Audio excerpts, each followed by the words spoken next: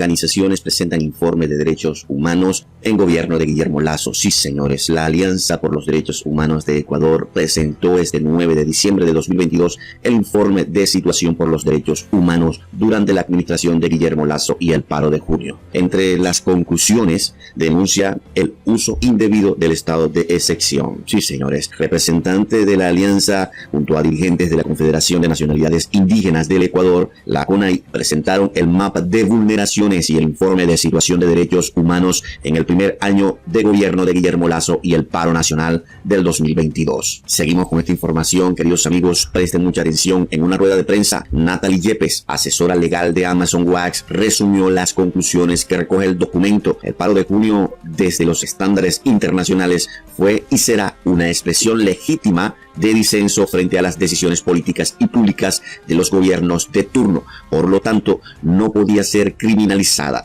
Esa criminalización constituye una grave vulneración de derechos humanos, señaló. La alianza detalla que hubo un uso indebido por 3 ocasiones de la figura del estado de excepción para movilizar a las Fuerzas Armadas y evitar procesos de control político y constitucional. Se refieren a los 3 decretos ejecutivos emitidos por el presidente Guillermo Lasso en los 18 días del paro nacional. Decretos 455, 459 y 463, bajo la causal de grave conmoción interna.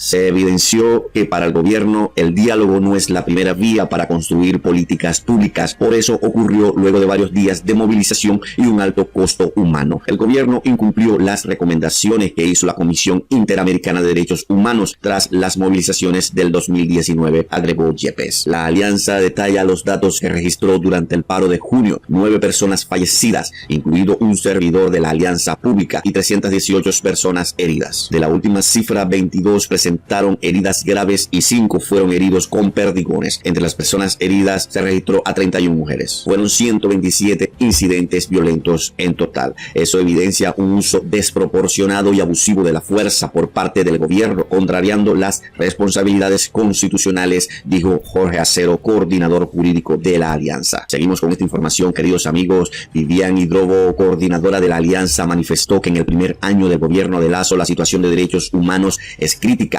y las medidas de ajuste estructural han sido nefastas para la garantía de derechos. El presidente de la CONAI, Leonidas Iza, dijo que sobre las víctimas de las movilizaciones del 2019 se han agotado las demandas sin obtener respuestas de la justicia ecuatoriana para la reparación integral. Sus exigencias están en el campo internacional con un proceso por lesa humanidad, pero destacó que el informe de la alianza servirá para sostener un proceso judicial en Ecuador para víctimas de junio del 2022. Reiteró que la evaluación de la implementación de los acuerdos con el gobierno se mantiene para el 2023 después de las elecciones seccionales. Además, las estructuras de la CONAI le apostarán al no de la consulta popular del gobierno. Sí, señores, esta es la información con respecto a este tema, queridos amigos, donde las organizaciones presentan informe de derecho humano en el gobierno de Guillermo Lasso. También tenemos otra información, queridos amigos, que está dando mucho de qué hablar. Presten mucha atención. Juez de Paján en Manabí ordena la libertad de Daniel Salcedo. Uno de los supuestos cabecillas de la corrupción hospitalaria, Daniel Salcedo, salió de la cárcel 4 de Quito.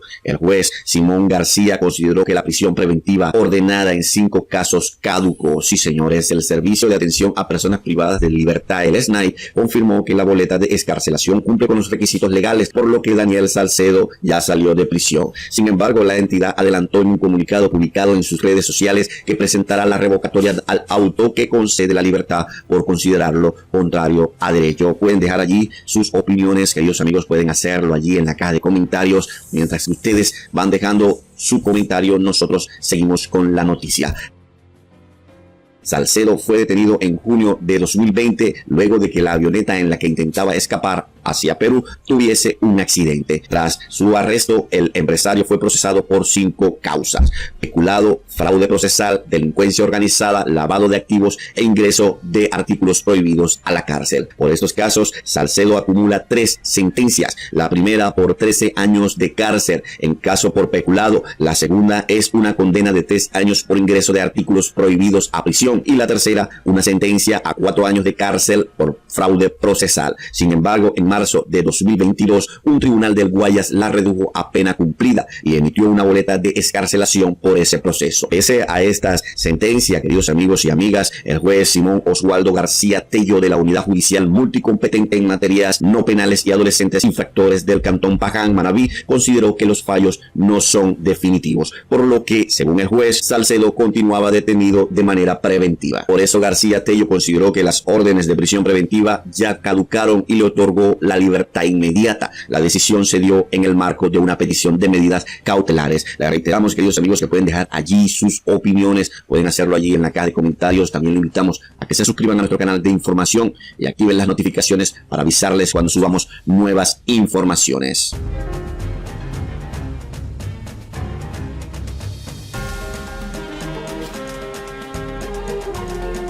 Los derechos humanos, luego de la Primera y la Segunda Guerra Mundial, son normativas que permiten entender la problemática de la humanidad. Y no puede ser que en el siglo XXI se pretenda continuar coartando los derechos humanos a nivel global.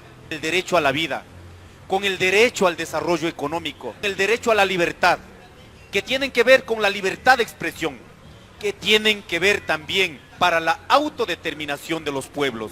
Por ello nosotros este día hemos llamado para que las luchas del 2019, las luchas del 2022, que quedaron nuestros hermanos víctimas, muchos perdieron la vida, muchos han quedado sin sus órganos vitales, como son los ojos, y así también han quedado con perdigones en sus cuerpos, pero así también han quedado un montón de hermanos, compañeros procesados, judicializados. En este Día Internacional, nuestro compromiso con la lucha, mientras en esta sociedad el Estado y los gobiernos sigan siendo injustos, nosotros, apegados a los derechos humanos, vamos a seguir luchando. Seguimos demandando al día de hoy reparación integral. Somos luchadores sociales que hemos salido a las calles por la culpa de una política estructural que no resuelve el problema de la pobreza de la gente. Vamos a volver a insistir el tema de la reparación integral. Volvemos a insistir que la Fiscalía General de la Nación no persiga a los luchadores sociales. ¿Cuáles son los responsables que generaron los niveles de violencia? Que incluso en el 2019 fueron los mismos actores de las autoridades del Estado. No puede quedar eso trasladado a las víctimas o trasladado a la población. Ratificamos nuestra lucha por la vigencia de los derechos humanos en el Ecuador, el derecho a la autodeterminación de los pueblos, el derecho a la consulta previa, libre e informada, y recordar en este país, gracias a la Declaración de Naciones Unidas, en el Ecuador se ha garantizado el artículo 98, el derecho a la resistencia. Solo resistiremos cuando miramos que nuestros derechos están siendo violentados.